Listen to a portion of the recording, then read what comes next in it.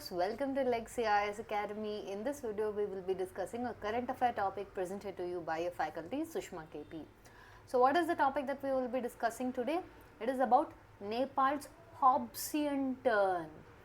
First and foremost, I will tell you in the beginning of the video only what does Hobbesian mean.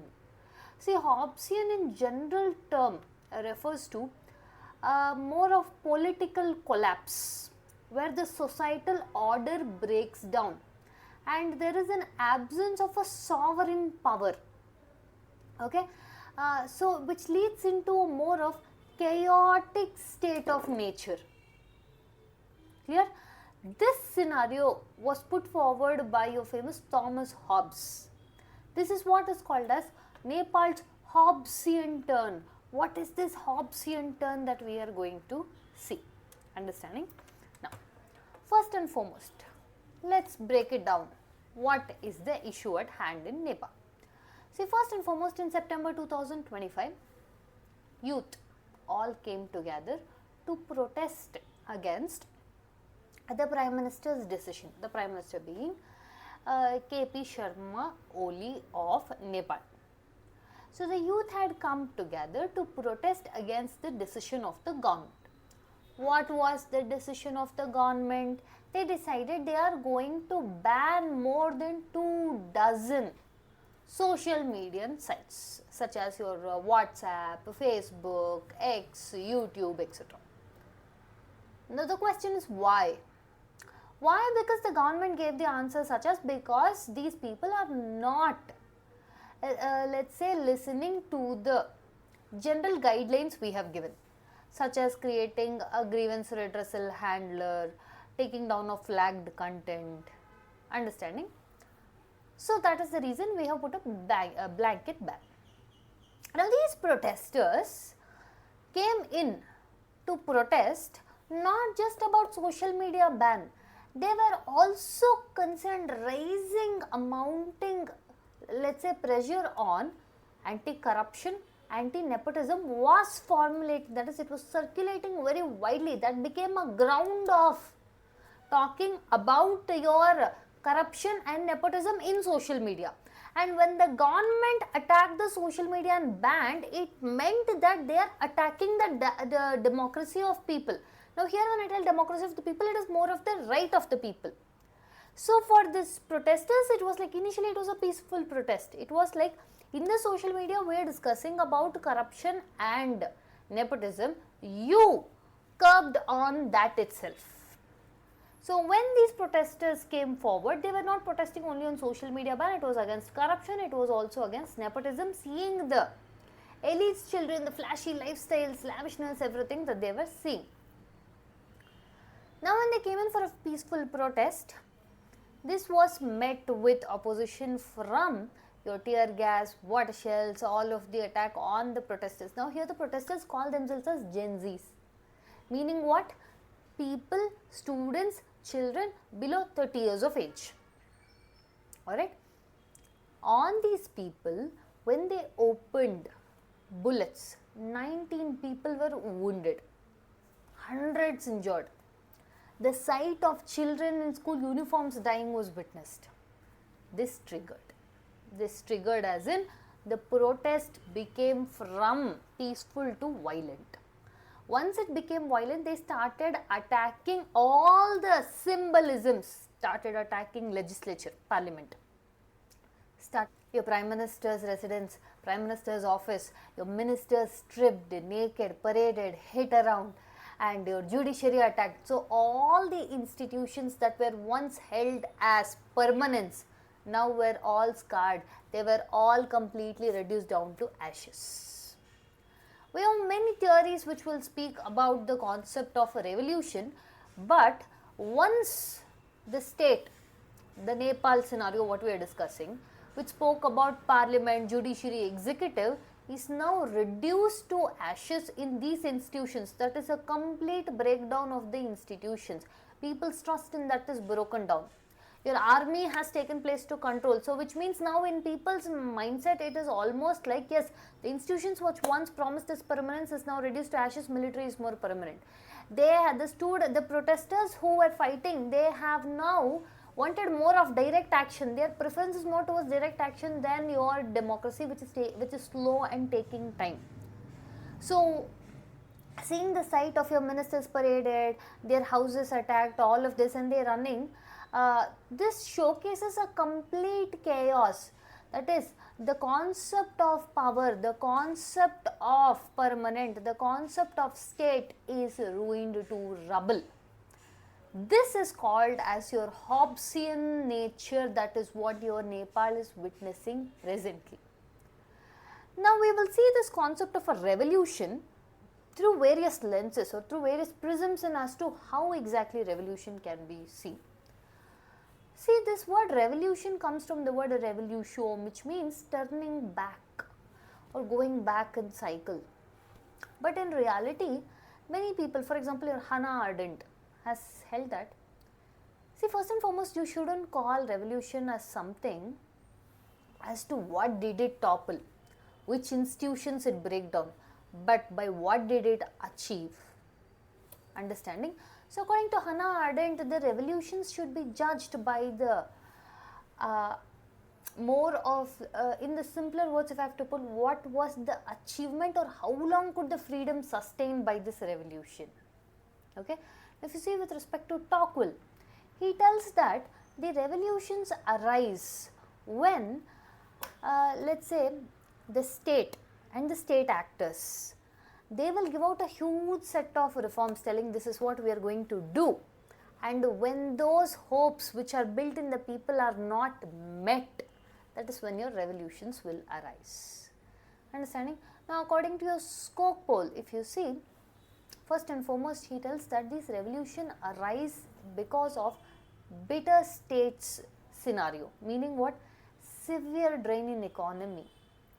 Okay, large amount of economic constraint puts the people into this scenario. And according to our Marxian theory, if you say, they tell that this is obviously going to happen. This conflict is because of the class struggle which is imminent. According to your Burke's tradition, it tells that when you break down the tradition, when something affects, let's say, the order of the society, then the risks that will come in the name of revolution, which will only lead to instability. It is not going to lead to any positive outcomes. Okay, so much so that there is even criticisms, not criticisms, there is even certain areas of thought which tells that revolutions are less prone in more of autocratic states. This is debatable, but yes, this is one of the other ways how the theorists are seen. According to Hobbes, this is the collapse of Leviathan. It is a war of all against all, which means this is now not just whatever we are witnessing in Nepal, when we tell it's a Hobbesian turn, it is not just about they have lost the, let's say, the trust in the institutions. It is initially against the institution, then it will eventually be against the politics itself, it will be eventually against the politics itself. The concept of public trust is completely eroded. Understanding? Now coming back to the September 2025 events, they are against corruption, nepotism, or excessive ban of your government, social media ban, and also trying to curb on people's rights.